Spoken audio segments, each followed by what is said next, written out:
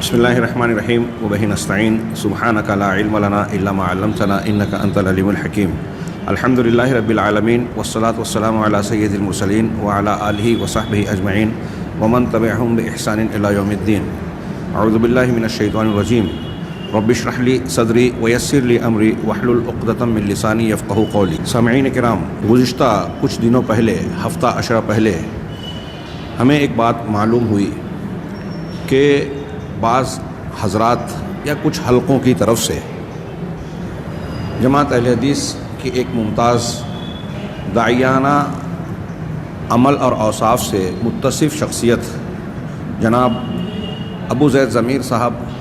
حفظہ اللہ کے بارے میں کچھ اعتراضات اٹھائے جا رہے ہیں اور لوگوں کو شکوک و شبہات میں مبتلا کیا جا رہا ہے۔ مجھے بڑا افسوس ہے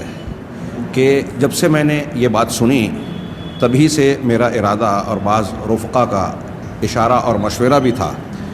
کہ اس سلسلے میں کچھ وضاحت پیش کی جائے، اور خاص طور سے اس کا مقصد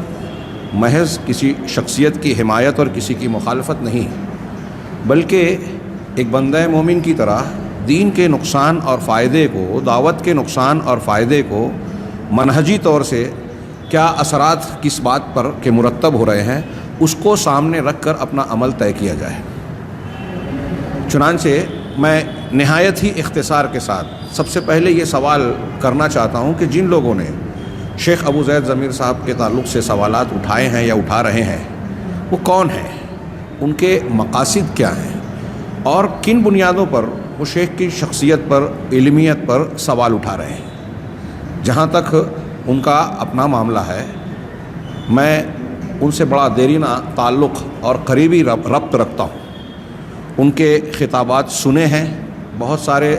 پروگراموں میں ساتھ ساتھ ہم لوگوں نے شرکت کر کے انہوں نے اپنے موضوع پر، میں نے اپنے موضوع پر خطاب کیے ہیں۔ ان کے دروس میں موجود رہا، استفادہ کیا، محاضرات سنے، ان کی متعدد تصنیفات ہیں، بعض کو پورا اور بعض کو سرسری طور سے مطالعہ کے طور پر دیکھا، سرسری نگاہ گزاری۔ ان کی مجالس میں شرکت کا موقع ملا، مباحثوں میں، مکالموں میں، اور خود مختلف مسائل پر ان سے میرا اپنا تبادلہ خیال ہوا۔ اور یہ صرف تنہا میری اپنی شخصیت کی بات نہیں، جمعیت اہل حدیث اور جماعت کے کبار اور معتبر علماء کی مجلسوں کی بات بھی میں کر رہا ہوں جس میں انہوں نے شرکت کی۔ اس تناظر میں میں نے شیخ ابو زید ضمیر صاحب کو جو کچھ جانا، پہچانا اور پرکھا ہے، اس کے بارے میں پوری علمی دیانتداری کے ساتھ یہ کہہ سکتا ہوں کہ شیخ کے اندر ایک عالم اور ایک داعی ہونے کے ضروری اوصاف ہی نہیں بلکہ بعض امتیازی اوصاف بھی پائے جاتے ہیں۔ ہمارا مقصد موازنہ نہیں ہے، ورنہ میں یہ بھی کہنے کی بلا تردد جرأت کر سکتا ہوں کہ شیخ ابو زید ضمیر صاحب حفظہ اللہ داعی اور عالم کی حیثیت سے کچھ ایسی صفات اور خوبیاں رکھتے ہیں جو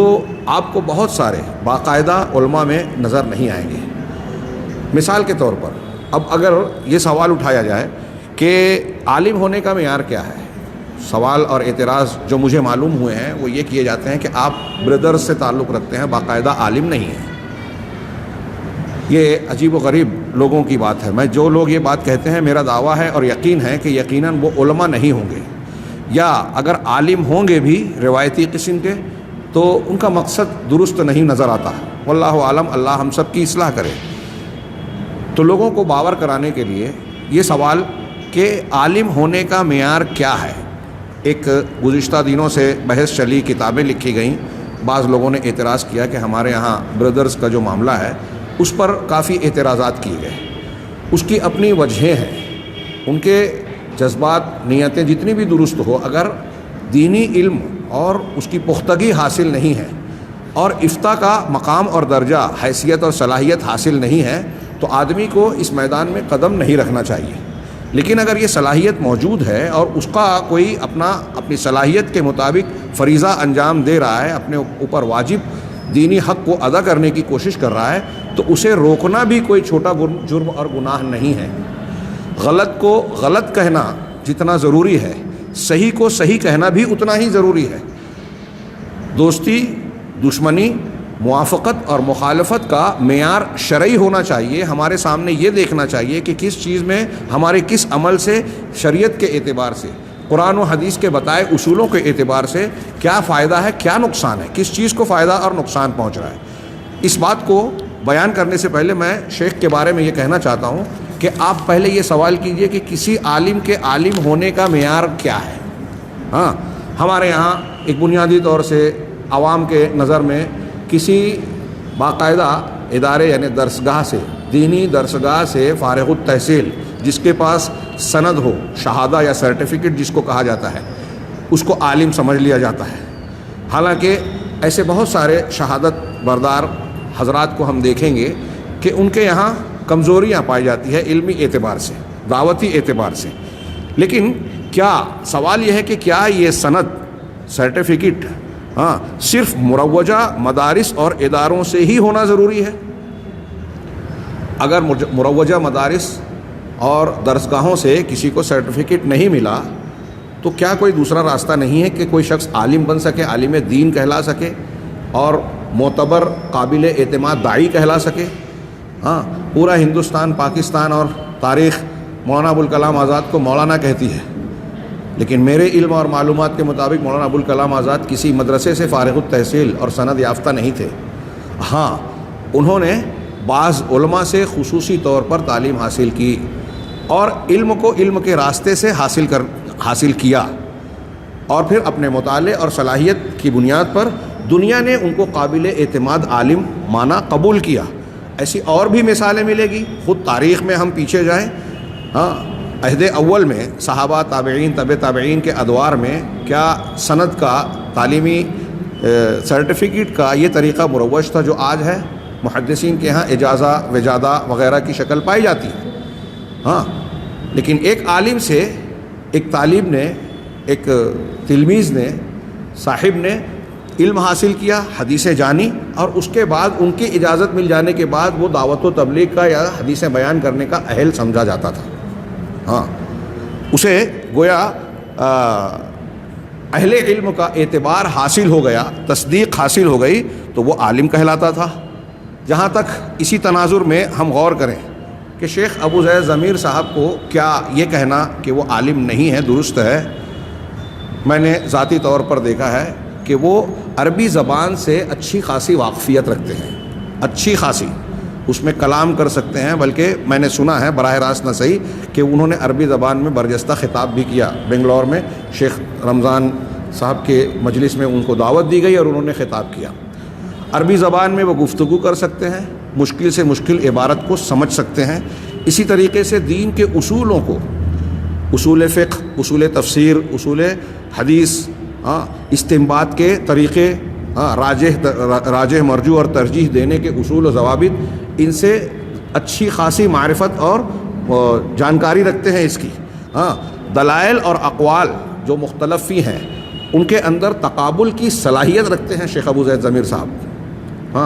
یہ جو میں 2-3 باتیں یہاں بیان کر رہا ہوں, آپ اگر غور کریں تو جن لوگوں کو بردرز کہا جاتا ہے, جن کی شخصیات پر علمی صلاحیت اور دینی علم کے اعتبار سے اعتراض کیا جاتا ہے, وہاں آپ کو یہ کمی نظر آئے گی کہ عام طور سے ان میں کچھ لوگ ایسے نظر آئیں گے جو عربی زبان سے ہی واقف نہیں ہیں, یا جانتے ہیں تو بہت معمولی سی. وہ براہ راست عربی کتابوں سے, قرآن حدیث سے استفادہ نہیں کر پاتے, بلکہ ان میں سے بعض ایسے ہیں جو قرآن کی آیات اور حدیث کی عبارات کو پڑھنے میں, بیان کرنے میں غلطیاں کرتے ہیں. ایسی فاش غلطیاں سب سے ہوتی ہیں, لیکن وہ ایسی فاش غلطیاں جو اس بات کو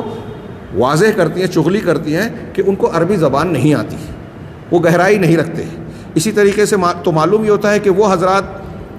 قرآن کا ترجمہ, حدیث کا ترجمہ, جو تراجم ہے اس سے رجوع کرتے ہیں, علماء کے فتاووں کو دیکھ کر فتوے دے دیتے ہیں. فتاووں کے سلسلے میں اگر کسی بڑے عالم سے کہیں کوئی خطا ہو گئی ہو, ہر انسان سے خطا ہو سکتی ہے, تو یہ نقل کرنے میں بھی خطا کر جاتے ہیں, اور اقوال,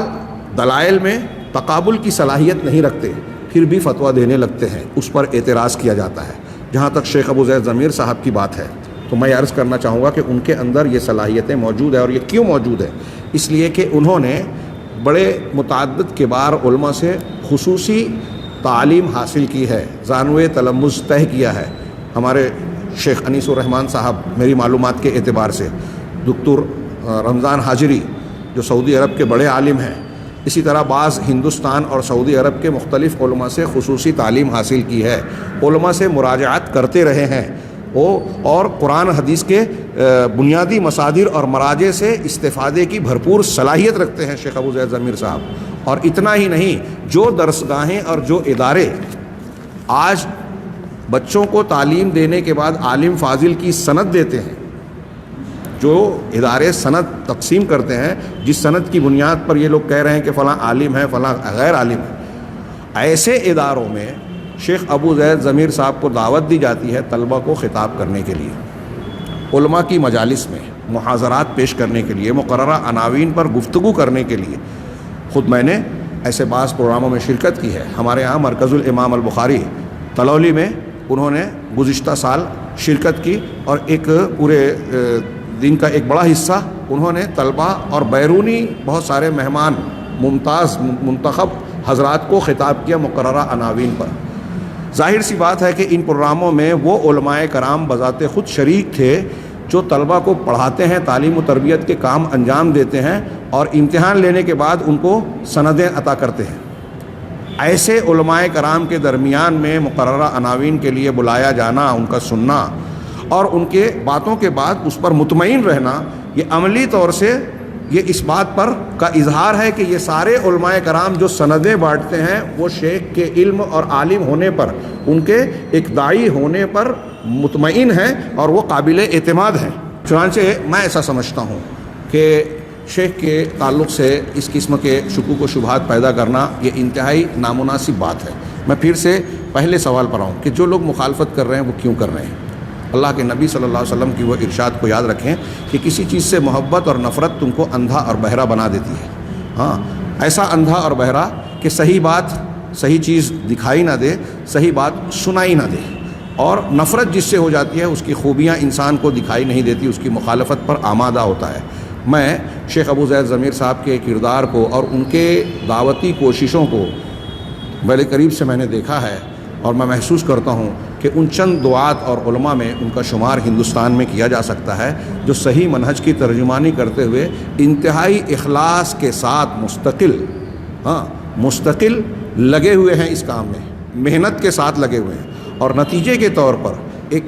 بڑی تعداد پورے ملک کی ایسی ہے جنہوں نے شرک سے، کفر سے، بدعات و خرافات سے توبہ کی، غلط مناہج سے نکل کر آپ کے خطابات، دروس، کلپس کو متاثر ہو کر لوگوں نے اپنے عقیدے کی اصلاح کی ہے۔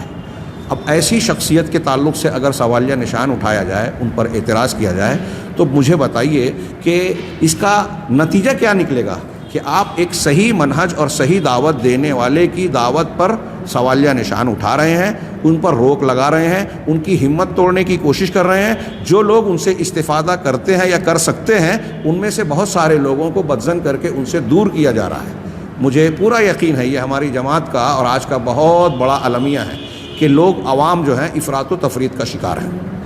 یا تو کسی ایسے کو عقیدت کا مرکز مان لیں گے جو اس کا لائق نہیں ہے، یا واقعی میں جو شخص قابل اور اہل ہے اس کی قابلیت اور اہلیت کو قبول نہ کرتے ہوئے اس کے صحیح کاموں کی مخالفت کرتے ہیں، اور یہ بھول جاتے ہیں کہ ایسی مخالفت سے وہ کتنا بڑا نقصان پہنچا رہے ہیں۔ وہ ایک شخصیت کی مخالفت نہیں کر رہے ہیں۔